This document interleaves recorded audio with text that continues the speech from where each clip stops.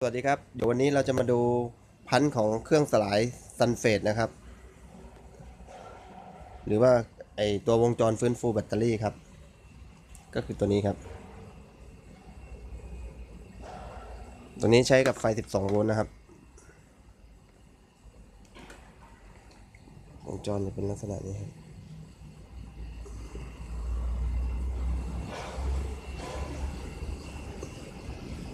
บ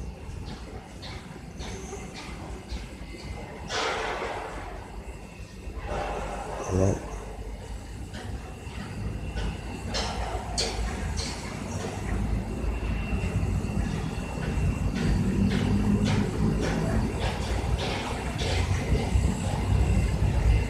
ดูใกล้ๆ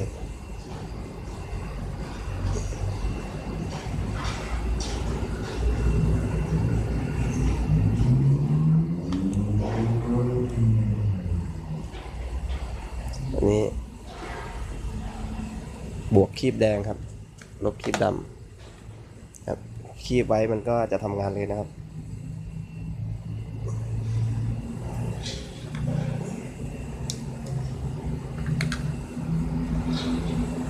ซึ่งตอนนี้แบตเตอรี่ก็จะมีไฟอยู่ประมาณเดี๋ยววัดดูประมาณ 13.1 โวลต์นะครับนี่ครับ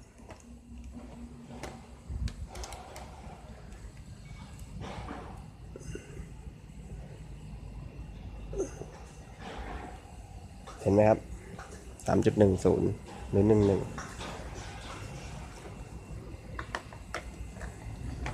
เดี๋ยวเราจะมาเอาสโคปมินิสโคปจับพันธุ์ดูนะครับว่าเวลามันทำงานแล้วพันธุ์มันจะออกมาเป็นลักษณะไหนครับ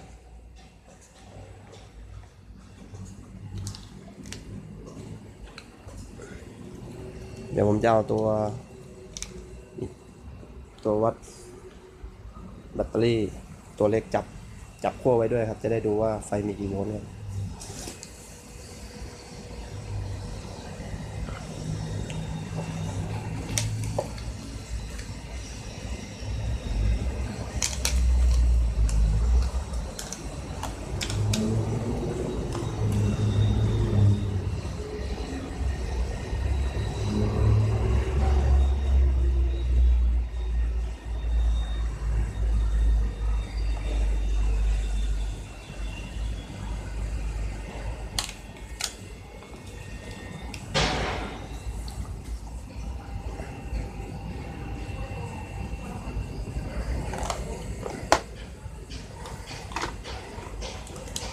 ครับ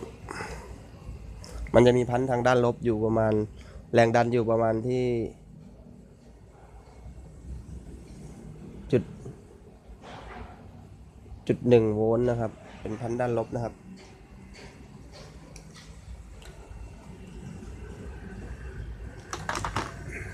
นี่ครับ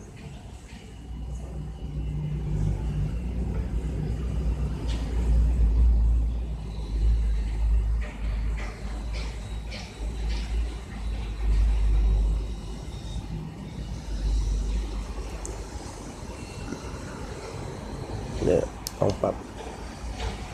ที่50 มิลลิเซกตอนนี้อยู่ที่20 มิลลิเซกนะครับอันนี้50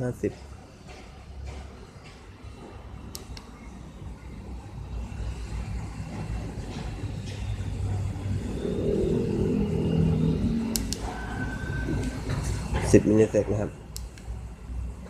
อันนี้5 มิลลิเซกอันนี้2 มิลลิเซก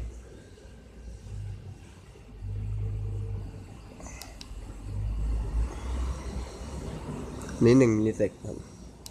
แล้วมันจะสร้างพันธุ์ด้านลบมาไปกระตุ้นเพื่อสลายขี้เกลือในแบตเตอรี่ครับ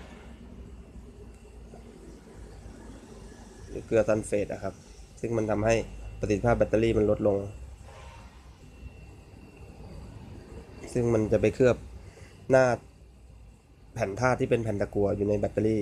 มันจะทำให้การไหลเวียนของกระแสไฟฟ้าไม่สะดวกตัวนี้ก็จะปล่อยพันธุ์เป็นห่วงที่ความถี่สูงครับไป ไปทิกเหมือนไปสะกิดให้มันหลุดอะครับ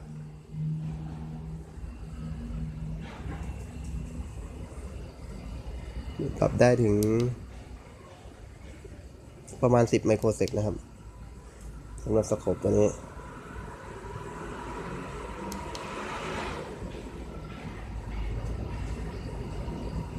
มิลลิเซก0.5 ไมโครเซกอันนี้2 มิลลิเซกครับ1 มิลลิเซกครับ50 ไมโครเซกครับอันนี้20 ไมโครเซกครับ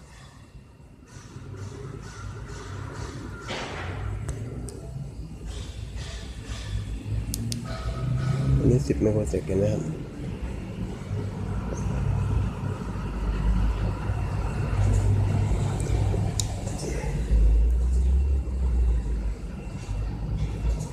ตัวนี้ถ้าปรับโหมด DC เราจะไม่เห็นพันนะครับจะเห็นพันอันเล็กมากเราจะดูแค่สัญญาณพันก็ปรับมาประมาณคูณ 1ครับ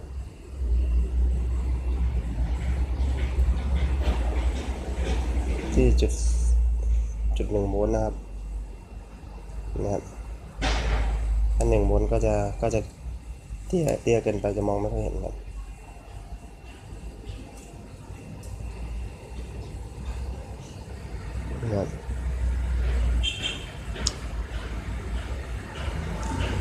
เดี๋ยวเราจะดูกระแสที่มันใช้ทิกแบตเตอรี่นะครับกระแสของวงจรนะครับเดี๋ยวจะเอาแอมมิเตอร์จับให้ดูนะครับตะโขบผมจะตั้งไว้ที่10 ไมโครเซกแล้วกันนะครับ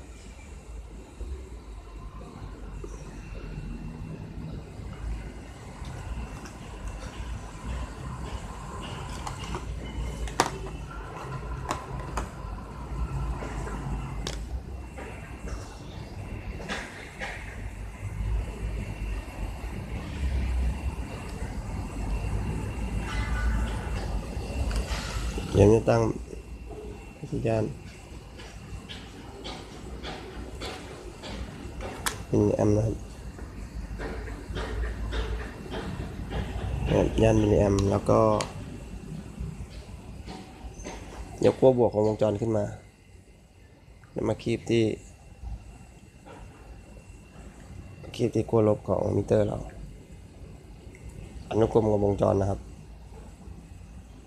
แล้วก็เอาสายบวกไปเข้าที่ขั้วบวกแบตเตอรี่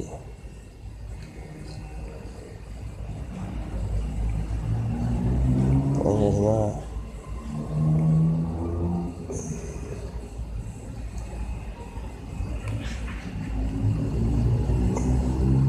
วงจรนี้กระแสจะใช้กระแสอยู่ที่ประมาณ38 มิลลิแอมป์ถึง38หรือ39 มิลลิแอมป์นะครับนะครับก็ถือว่าไม่เยอะนะครับก็วิธีใช้ก็แค่ต่อไว้กับแบตเตอรี่ซึ่งมันจะเอาใช้ไฟแบตเตอรี่ในการสลายเองโดยไม่ต้องใช้เครื่องชาร์จครับแต่เดี๋ยววันนี้ผมจะลองต่อเครื่องชาร์จแบบสวิตชิ่งให้ดูด้วยครับว่ามันจะมีการชาร์จแบบพันถ้าต่อกับเครื่องสลายซัลเฟตจะเห็นผลมากว่ามันมีทั้งพันบวกพันลบสวิงขึ้นสวิงลงเดี๋ยวผมจะลองต่อให้ดูนะครับเดี๋ยวอันนี้ผมจะเอาแอมมิเตอร์ออกนะครับ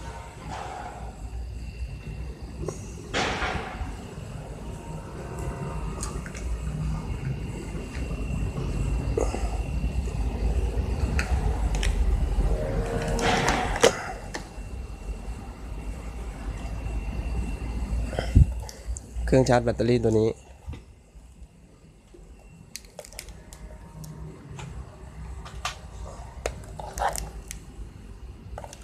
ไปคร่าวๆสามารถชาร์จได้ที่แรงดัน 13.8 กระแสที่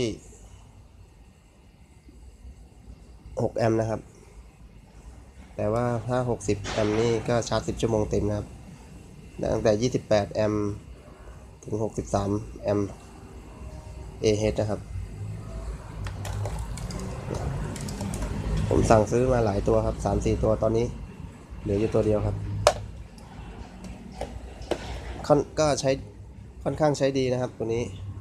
ชาร์จแบตเต็มก็เต็มแล้วมันก็จะ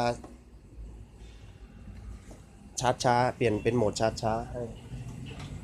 ถ้ายังไม่เต็มก็จะชาร์จเร็ว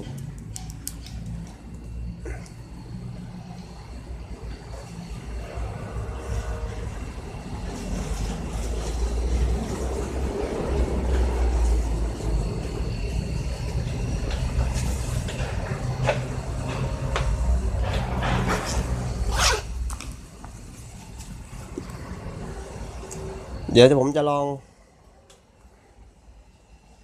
ถอดเครื่องสลายซัลเฟตออกดูนะครับจะเห็นว่าแบตเตอรี่จะไม่มีพันนะครับ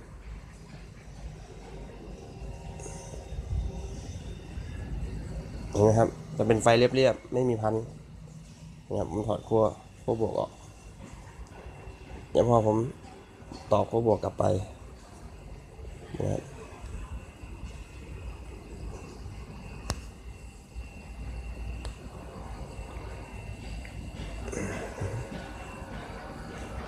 ขั้วบวกกลับไปจะมีลูกพันเพิ่มขึ้นมาตอนนี้ขั้วของสโคปผมก็คีบไว้ที่ขั้วของแบตเตอรี่เลยนะครับเดี๋ยวผมจะลองชาร์จดู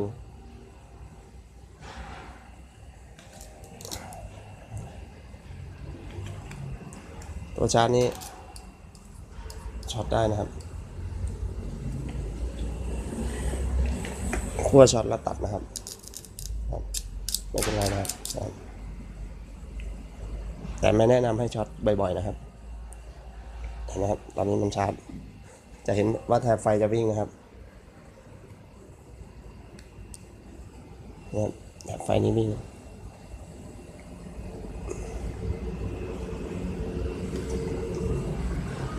มันชาร์จเป็นห้วง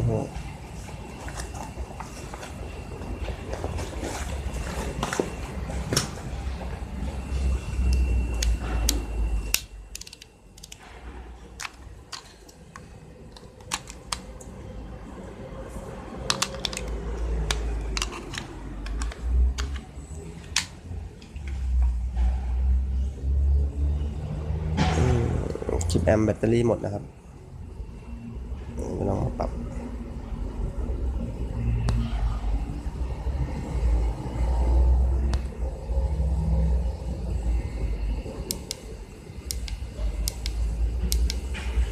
อันนี้ปรับไปที่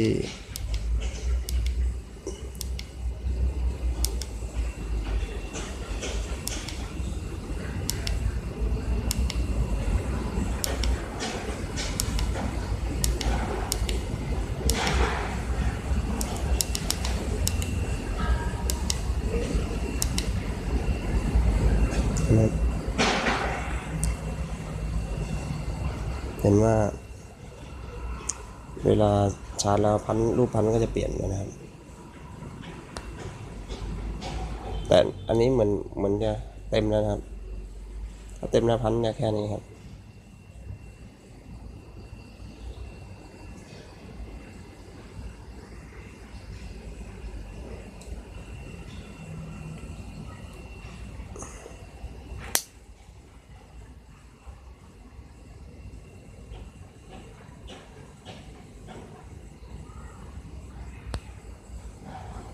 นะครับ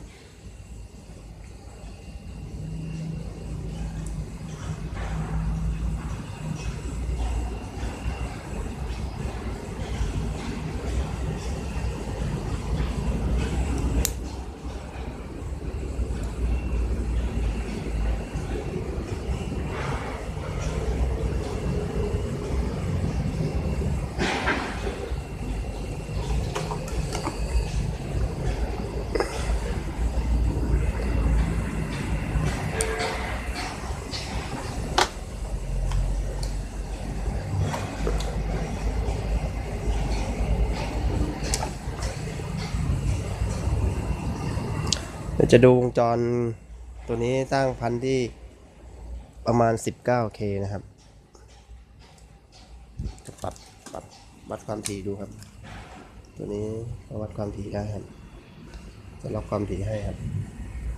ปรับมาที่วัดความถี่บอกเป็นเฮิร์ตซ์นะครับ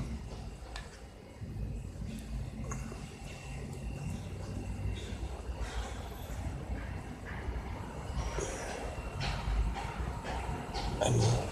ผมเลยวัดที่ออกจากตัวมอสเฟตนะครับ 16.96 กิโลเฮิรตซ์นะครับเดี๋ยวผมจะปลดที่ชาร์จออกก่อนเพื่อไม่ให้มันกวนกัน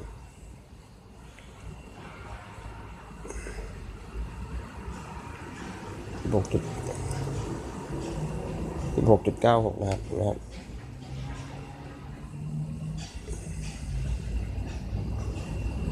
3K แต่ถ้าวัดจากขั้วแบตโดยตรงไม่ออกนะครับ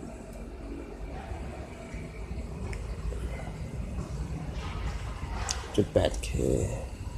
4K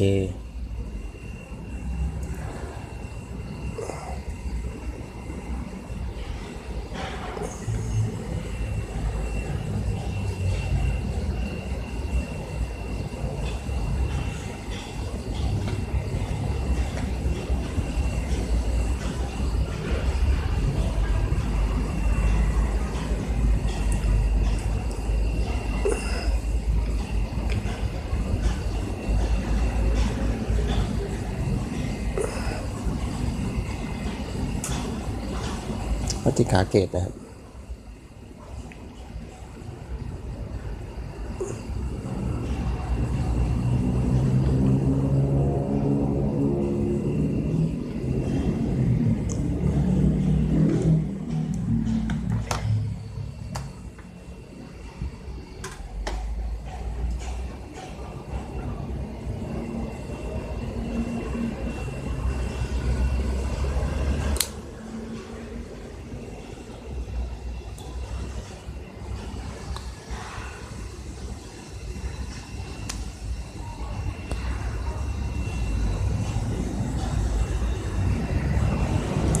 โอเคครับวันนี้ก็ขอจบคลิปแต่เพียงเท่านี้นะครับขอบคุณสำหรับการรับชมนะครับก็อย่าลืมกดไลค์แล้วก็กดแชร์แล้วกด Subscribe ด้วยนะครับและอย่าลืมกดรูประฆังด้วยนะครับขอบคุณมากครับสวัสดีครับ